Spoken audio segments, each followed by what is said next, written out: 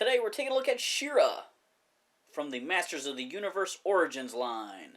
Hey toy collectors, welcome to this SEO Toy review. The back of our package features some really nice modern artwork of She-Ra battling Hordak. It's almost odd to see modern style art that's based on the vintage action figure, not the Filmation style. Below that we have some call outs on how to use her accessories and posability, as well as the cross-sell showing 4 new characters for 2021 with She-Ra, Roboto, Zodak, and Merman, as well as 2 holdovers, the only guys you seem to be able to find on pegs anywhere, He-Man and Skeletor. I do want to mention the fact that for PowerCon and the 35th anniversary of She-Ra, there was a special release of the She-Ra figure on a She-Ra card. This was not available in stores. You had to order it through PowerCon, which was virtual this year. It came in a brown shipper box, and it has kind of like cool artwork built into the packaging. They're almost identical figures in very different style packaging. The real difference between the two of them is that the retail release has plastic sculpted hair, while the PowerCon exclusive has rooted hair, similar to the vintage doll. Here we have the Origins action figure out of the package, and while I'll never say that the vintage action figure is a better design than the Filmation style, I do really think it's fun to get a new, updated figure based on that vintage doll. This time around, She-Ra is a little bit more of an action figure, having sculpted hair instead of rooted hair. Maybe that'll make it easier for me to maintain her nice curls in the back there. If you buy old vintage She-Ra dolls, sometimes their hair is just a mess. But this figure looks pretty good. I was hoping to see a more metallic gold on this figure, but actually let me pause it just there and say, I knew there were 2 releases of this figure coming. I thought that the store release was going to be this more yellowy, mustardy gold, and I thought the PowerCon exclusive was going to be gold, but she's not. Based on the mustardy gold, I didn't think this figure was going to be good enough and really do it for me, so I really wanted to get that PowerCon exclusive. Then when I saw the figure and that it's the same mustardy gold, I was really disappointed. I did go back and look at the press shots, and I guess they didn't pull the wool over our eyes. I just, looking at those pictures, interpreted it to be more metallic-y, like the vintage doll. Here's the Origins She-Ra standing alongside the vintage doll. You can see that where she gets a lot of her design elements. Obviously, they've dulled down the metallic gold paint. She doesn't have a jewel in her bodice anymore, but you get a lot of the same vibes. The one thing I do think is interesting is that this version's power sword is a little closer to Filmation, although still a yellowy gold color. Here's the Origins She-Ra standing alongside the Super 7 release from a few years back. The Super 7 figure is sculpted to kind of match a vintage Teela figure, but features the Filmation style She-Ra design elements in her bodice and her tiara. I've always felt the Super 7 She-Ra was a little too tan, but otherwise a really great interpretation of the figure. And I think that this new Mattel figure from Origins could be really great with just the right paintwork.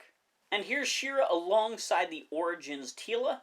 These figures share a few parts, but generally the same design style. She-Ra did get a bunch of new parts into the line, but I don't really see them being parts they're going to reuse for anybody else, whereas Teela was basically repainted for Evelyn. For accessories, She-Ra has a shield. It's made out of that mustardy yellow plastic. It's got a blue pearlized paint job on its gem, and has a little handle on the back that she can hold. She-Ra also comes with a yellow power sword with a blue pearlized paint gem. It doesn't really match her vintage sword, although it's golden in color. And it doesn't really match her Filmation sword, although it's closer.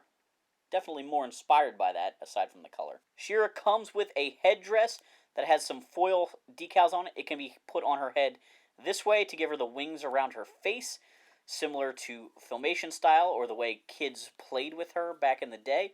Or you can flip it around to make it a mask, as Mattel had intended, to hide her secret identity. I can't believe that people at Mattel didn't realize that this hole looks like an opening you'd put around her face, and that kids would do that. It's too perfect on the vintage one. In many ways, I wonder if the original designer planned this to be a princess tiara that turned into a mask. I don't know, I keep hearing that test groups just use the mask upside down all the time. She-Ra also has a soft good cape and soft good skirt piece here. Those pieces are potentially removable, but I don't really like removing that kind of stuff because it can stretch them out. As kids, you know, that's a common play item, but as a collector, I don't really like peeling that stuff off. She does have some interchangeable parts, as is common with this line. Things like her boots could be taken off and traded with Teela if you want to make her more of a barbarian. But the female body doesn't come apart quite as much as the male's. I also wanted to mention that She-Ra does come with the Dimensional Doom mini comic. It's a short comic that features a little story with all characters from the Wave in it, as well as He-Man and Skeletor. She-Ra really barely shows up, but she is in here at the end. I think my biggest complaint with this figure is that She-Ra just doesn't look like She-Ra to me. And I'm not saying that to knock the doll-inspired aesthetics. It's really just the face to me. It just doesn't look that much like She-Ra. I don't know. Maybe it's just because she doesn't have the Filmation tiara. So something about the way that the hair is sculpted and just the facial features. She just has more modern eyes than, I guess, a vintage figure that has more of the Barbie doll style eyes. I don't even know how to describe it, but these figures don't look like they're the same character or sisters or anything.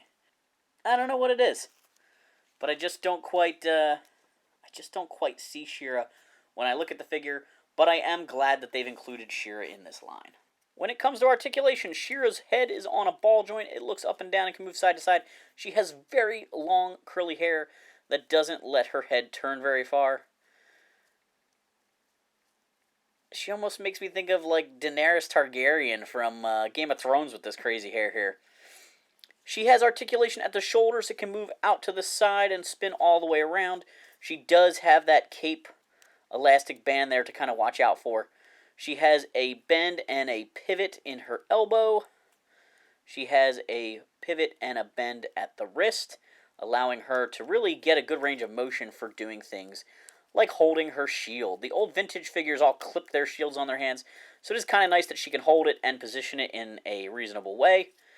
Same thing goes with that other hand, being able to, raise it up and call on the honor of Grayskull. She's got, decent range of motion for a pretty basic action figure. She has a swivel point at the waist.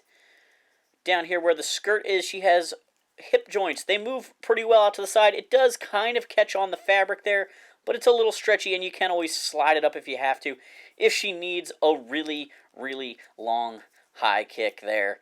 She has knee joints. I have complained about those before with the female characters. The skirt doesn't really cover them, but maybe distracts from them a little bit.